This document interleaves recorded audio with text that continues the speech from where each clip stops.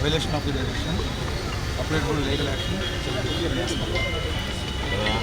నాకు ఏ విధంగా 168 ఆఫీస్ అది బిఎన్ఎస్ వచ్చేసింది.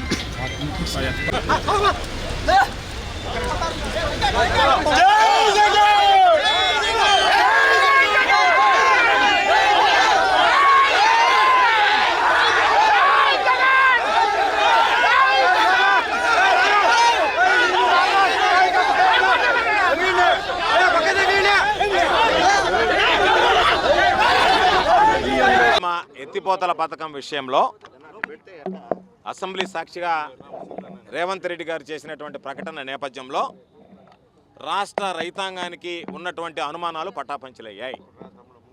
చంద్రబాబు నాయుడు ఉద్దేశపూర్వకంగానే రైతాంగానికి ద్రోహం తలపెట్టి రాయలసీమ ఎత్తిపోతల పథకానికి మంగళం పాడడం జరిగింది.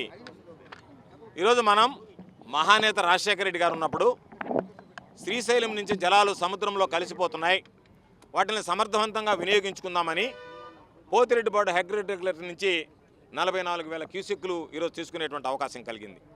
దాని ద్వారా సోమశిల ప్రాజెక్టు, సోమశిల దగ్గర నుంచి కండలేరు జలాశయం, దానితో పాటు గాలేరు, నగిరి, హంద్రి, నేవా అన్నిటికీ సంబంధించి రాయలసీమతో పాటు నెల్లూరు జిల్లాకు సంబంధించి సంపూర్ణంగా సమృద్ధిగా సాగునీరు అందించేటువంటి వెసులుబాటు కలిగింది.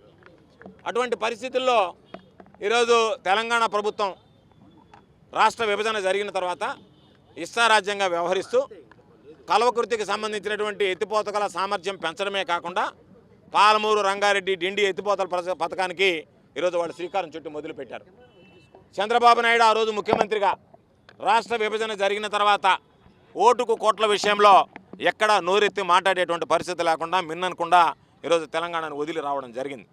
దానివల్ల వాళ్ళు ఇష్టారాజ్యంగా వ్యవహరిస్తూ ఈరోజు మనకి 44,000 క్యూసెక్కులు పోతిరెడ్డిపాడు హెడ్ రెగ్యులేటర్ ద్వారా రావాలి అంటే నీటి మట్టం 880 అడుగులకు పెరిగితే తప్ప దాని ద్వారా పూర్తి సామర్థ్యంలో మనం నీళ్లు తీసుకోలేం.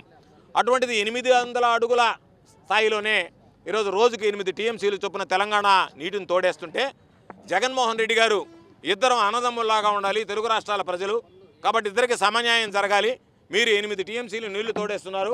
అటువంటి పరిస్థితుల్లో మా ప్రాంతానికి సంబంధించినటువంటి కరువు సీమలో చిక్కున్నటువంటి రాయలసీమతో పాటు నెల్లూరు ప్రాంతాలకు సంబంధించి త్రాగునీటి, సాగునీటి సమస్యలను పరిష్కరించాలనేటువంటి లక్ష్యంతో రోజుకి 3 టీఎంసీలు నీటిని తరలించాలని ఈరోజు దానికి సంబంధించినటువంటి రాయలసీమ ఎత్తిపోతల పథకానికి శ్రీకారం చుట్టి శంకుస్థాపన చేసి నిధులు కేటాయించి పనులు ప్రారంభించడం జరిగింది.